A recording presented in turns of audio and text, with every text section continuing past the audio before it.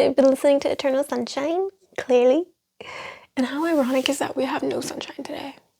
Like, I mean, it is end of day, but like, still, give me some light.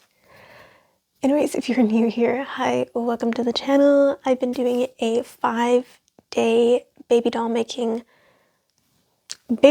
dressmaking challenge. Today clearly is day 4, as you can see in the title. If you haven't already, please make sure to go watch the previous episodes, just because every day I've been kind of upping the difficulty level just a little bit. So if you think today's dress is too easy, you're gonna find the other videos quite boring. So watch the boring ones first and come back here, alright? And of course, as you already know, today's dress will be heavily inspired. Will be inspired by Ariana Grande's latest album, Eternal Sunshine, that I've been playing on repeat non-stop. Anyways, here's the plan. This is my brainstorming book, by the way. Notebook. It's literally one page in this whole notebook. I had initially set aside a ton of scraps. Wait.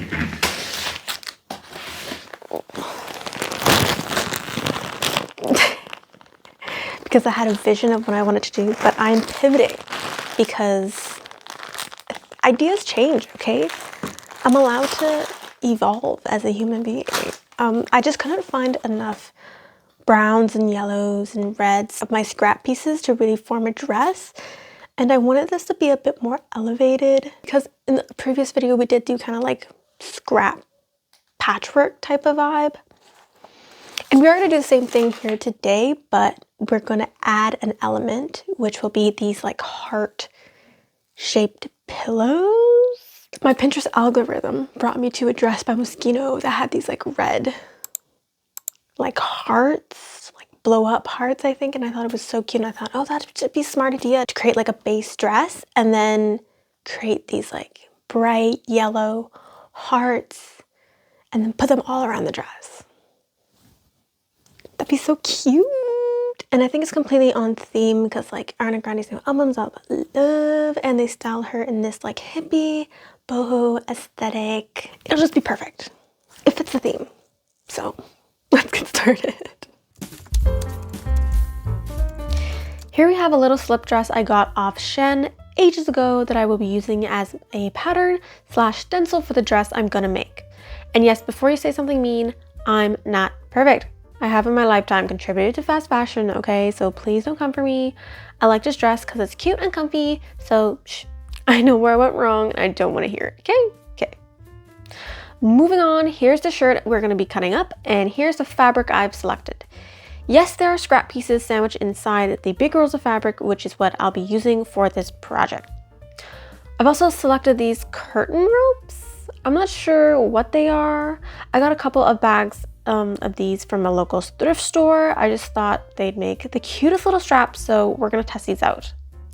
Let's start with cutting out all of our pieces. For the top, I'm gonna do a duotone / color block moment, meaning one side of the top will be red and the other orange.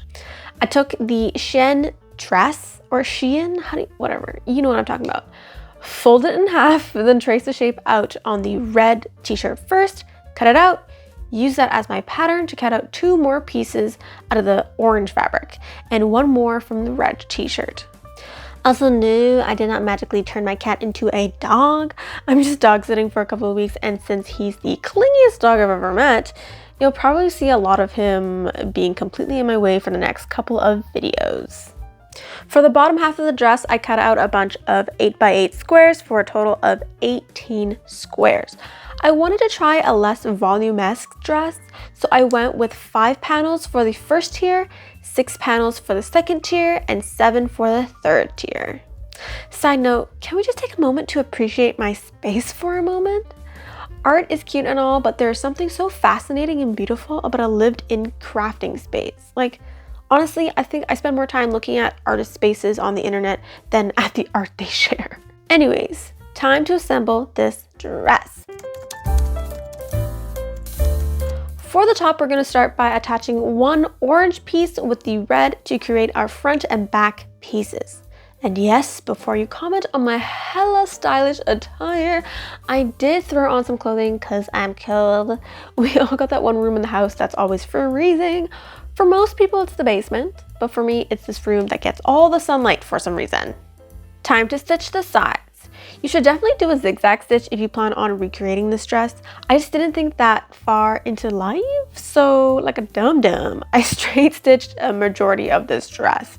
By doing this, it takes away the natural stretch of the fabric at the seams, so thankfully this is a quite loose fit on me, so I can get in and out of it with ease. Next up, we got them panels. I separated the panels into 3 piles, one for each tier, and stacked them in the order I want them sewn together. This is just the easiest way to keep track of the pattern so there aren't any fabrics that overlap. Straight stitch them together like so. Serge the ends, then install the gathering stitches. I've been doing gathering stitches since day 1 of this challenge, so if you'd like to learn how to do it, definitely go check out my previous videos. Repeat these steps on 2 of the other tiers, then flip them right side out so we can figure out where we want our panels to connect. Pin and sew all around, then voila! Time to attach the top.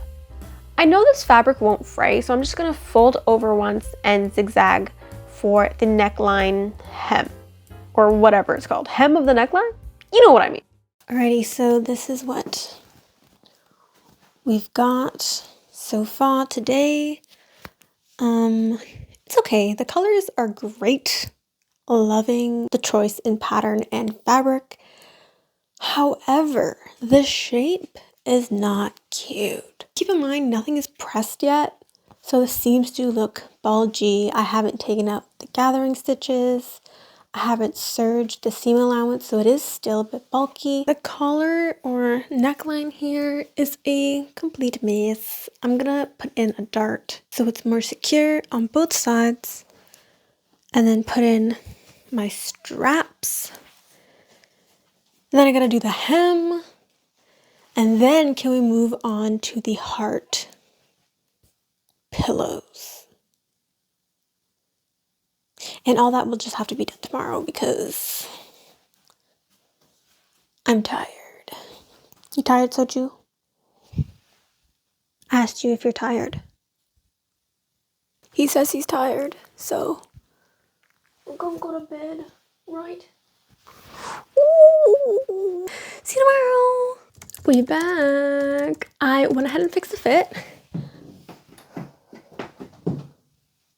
Did a double fold at the hem and added the straps. Cute. Oh, also made these hearts that we're now going to add on to the dress. I just wanted you to see what it looks like before I actually add the hearts in case the hearts ruin it. All right, let's get her done. So I forgot to actually record the process of me making these hearts, so I'm just gonna do my best to explain this to y'all, okay? Here we go. I basically just Googled heart shape, traced the heart onto paper, cut it out, traced onto fabric twice, adding 1/4 inch seam allowance, cut it out, sewed together leaving about 1 inch open to bag it out, stuffed it with some polyfill. You could totally use fabric or like yarn scraps. Then whipped the opening shut. You could of course top stitch it on the machine, but I prefer the not top stitch option as it seems a bit more puffy. Not that you'd really notice from a distance because these hearts are pretty small. Because I'm rather pressed for time, I stopped at 16 hearts, laid them all over the dress, then hand tacked them down. This just means making a loop over and over and over again in the same spot, kind of like how you would a button. And here we have it, the dress. I'd give this a rating of 8 out of 10. The things I don't love about the dress is one, the top section is a bit too long to be a baby doll dress. The bottom of the top section should land more around here. It's a small change, but it would definitely make the silhouette way cuter. Second, more hearts. There's just too many empty spaces. The hearts just look like a mistake in a way. So to make it more fashionable, I'd say we'd have to go more all out and cover the dress with hearts. Make it more intentional. That's the key to fashion, no? More is more, if you know what I mean. All in all, I think I totally killed it, if I do say so myself. I'll definitely be wearing this dress all summer long. I honestly have no idea how we're gonna top this dress tomorrow. Like, in terms of difficulty level, I think we need to focus less on the construction of the dress, but rather how many t-shirts I actually utilize. Because in every other dress that I made, including this one, we only utilized one t-shirt per dress. And then everything else is like scraps that I have. So tomorrow, come back tomorrow, we're gonna make a baby doll dress using at least 3 t-shirts, okay? At least 3. In the meantime, please like, comment, and subscribe. Okay? I'm trying to reach 1,000 subscribers by the end of the year. I know that doesn't seem like a lot, but like, I'm so far from that goal. So please help girl out. And I'll see you tomorrow. Okay, bye.